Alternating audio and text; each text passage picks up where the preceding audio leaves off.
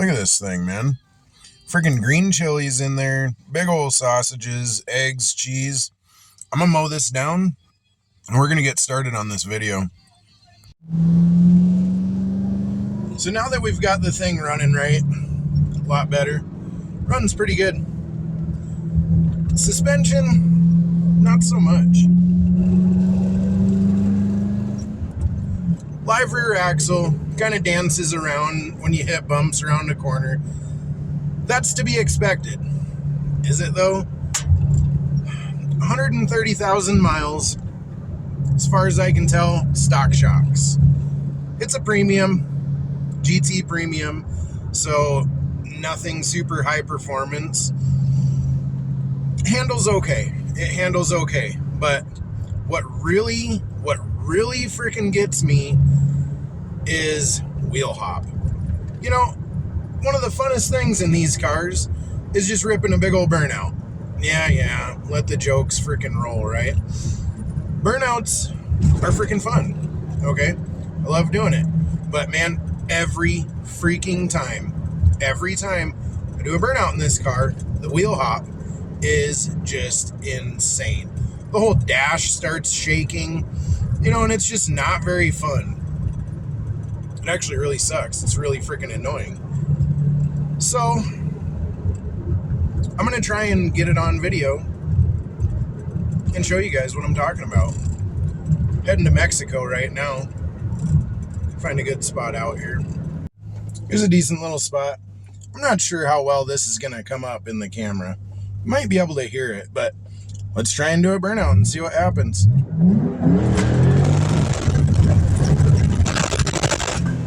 Jeez, the whole car felt like it was going to freaking just shake apart.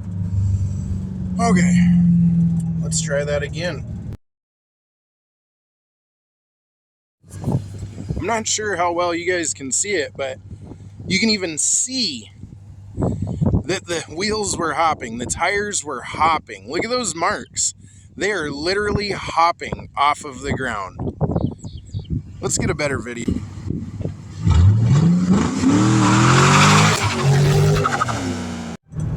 Okay, so that one was honestly a little bit better. Go figure. But still sucked. Wheel hop sucks. It's really annoying. The factory lower control arms in the rear, obviously, have a lot of deflection. They're good for comfort. You know, they were good in the V6 cars for grandma when these things were new to just cruise around. Okay, well, 130,000 miles later and me hammering on it, they're not so good. So we've got something at the house that'll start to help fix that. Hopefully it'll fix it, but you know, it's just the start of the upgrades on the suspension. So see you at the house. All right, well, you saw what the wheel hop was doing. Man, sun's bright today. We're back at the house. I'll show you what just showed up. Check it out. All right, these are the BMR Lower control arms. Greasable, polyurethane bushings, nice beefy build on them. They have the cool hammered finish. I like that. They did also have the red ones. I chose to go for these. I don't need the red control arms hanging out like that. Came with some cool stickers. Scan the QR code for instructions and good to go. Let's start tearing into this car. First thing I'm going to do, chalk the tires. Keep that sucker from rolling.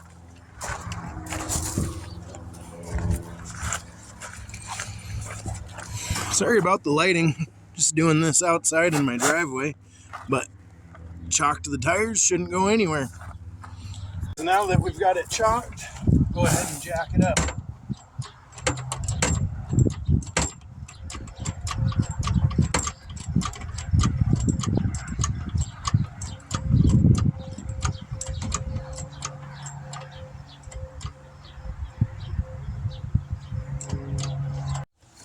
Okay, I went ahead and found my small jack stands. It doesn't mention anything about using jack stands, which I found pretty odd. We're going to use them. Peace of mind.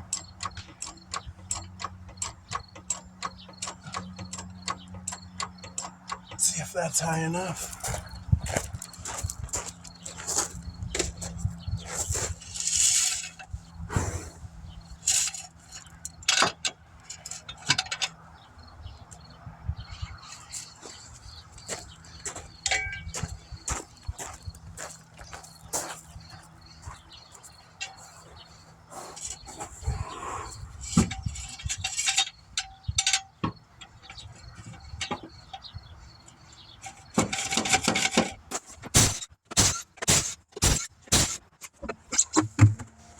First time seeing the brakes.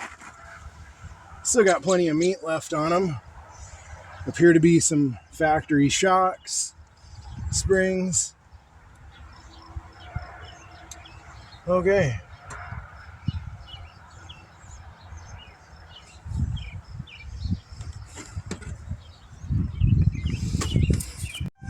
How well you can see it, here's our factory lower control arms. Nothing beefy at all, just some stamped steel, and they have a lot of deflection just like that. So those bushings are probably shot. All right, so we've got to take the parking brake cable off to get it out of here, and there'll be an 18 millimeter bolt on this side over here and an 18 right here. See if we can crack those all loose. The lighting's just not very cooperative, but here's the parking brake cable. This little clip needs to come out of there.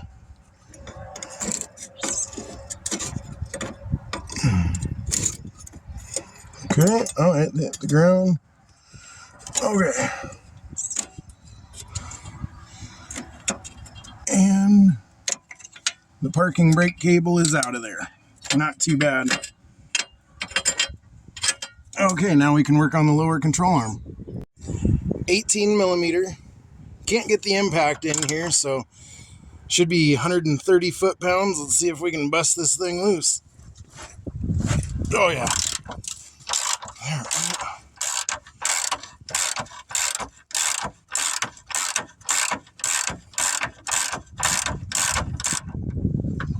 Oh, okay.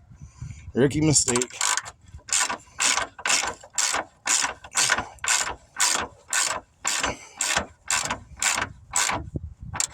Now that it's loose, I'm going to put a smaller socket on there.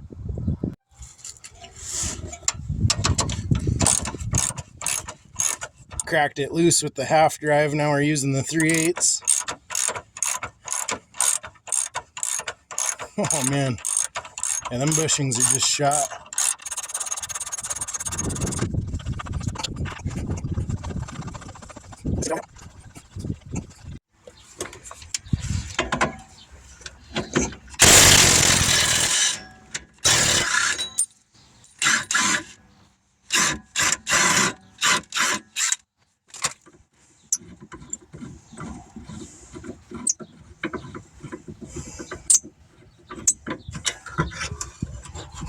All right, lower control arm is out. Okay, I tried finding the instructions, no instructions. But what I do know is, I don't know if you guys can even see that, the grease zerks go down, the wider one goes to the rear, and just kind of eyeballing it, this would be the driver's side.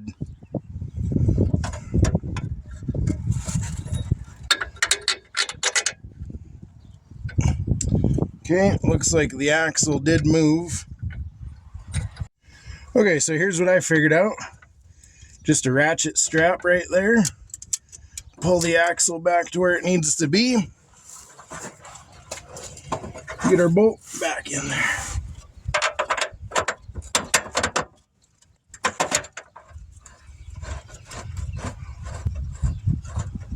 That worked pretty good.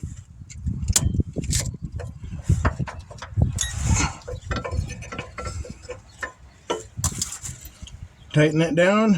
Torque says 130 foot-pounds.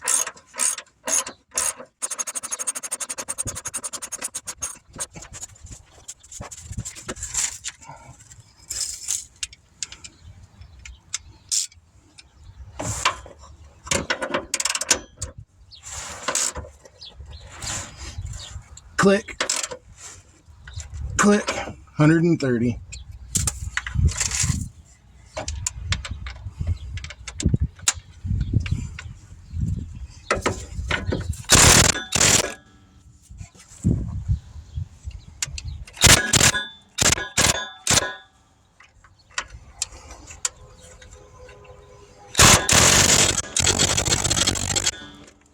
All right. Now we'll get our e-brake cable hooked back up.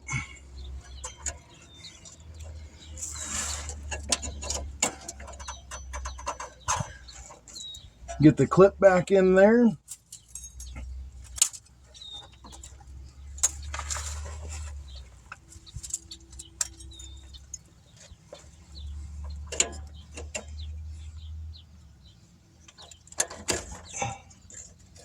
All right, and we'll go do the other side. Don't forget to grease them.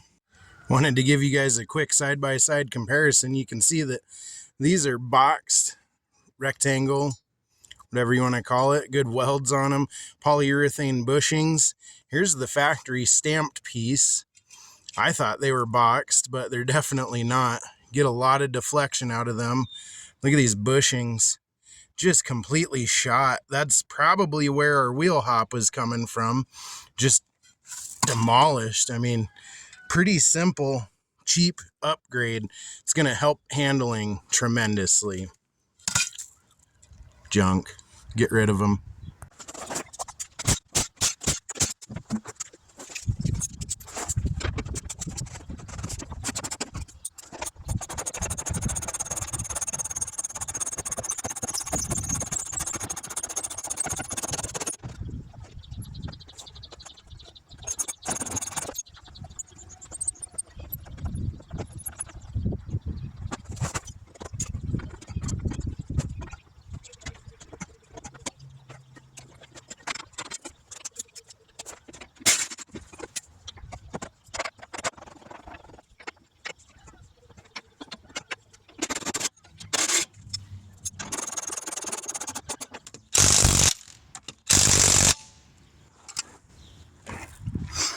Overall, not a bad install.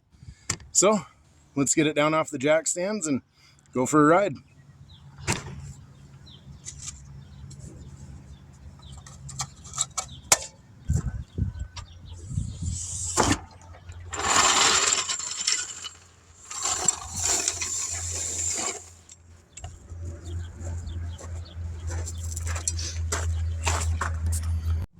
So the suspension might have to settle for a little bit. Backing out of the driveway now. Go over a few bumps and see how it settles, see how it feels. You can definitely tell the rear end is up in the air, a little bit higher than it was. I can tell right off the bat, the rear end feels way more planted. Going over bumps, it's not dancing around near as much. Wow, it feels solid already. I don't even think it's settled down yet. What a difference. I can tell already. Just even going around a slow speed corner, it feels way tighter. Funny part is my steering wheel is actually straight now, so I'm betting one of those bushings was just demolished.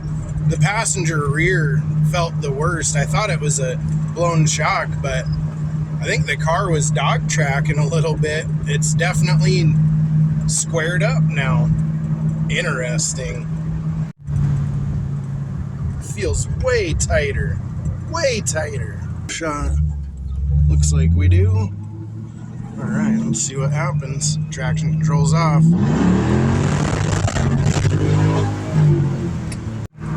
Now, okay, so driving around a little bit, the car feels insanely better. So it definitely needed to happen, right? These tires are old, they're dry rotted. I think the shocks are shot. So we've got quite a few things going on. It was definitely a worthwhile upgrade. Let's see.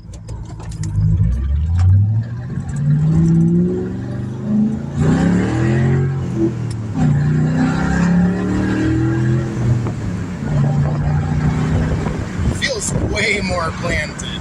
Okay, little tire hop. Maybe that's still from the tires. Like I said, they're old and they're dry rotted. My steering wheel's straight. The car feels way better. So one of the first upgrades to do, in my eyes, is those rear lower control arms. What a tremendous difference. All right, well, that's how you install some BMR rear lower control arms on a 2006 Mustang GT S197. Thanks for watching. Hope it helps. Like and subscribe. I appreciate it.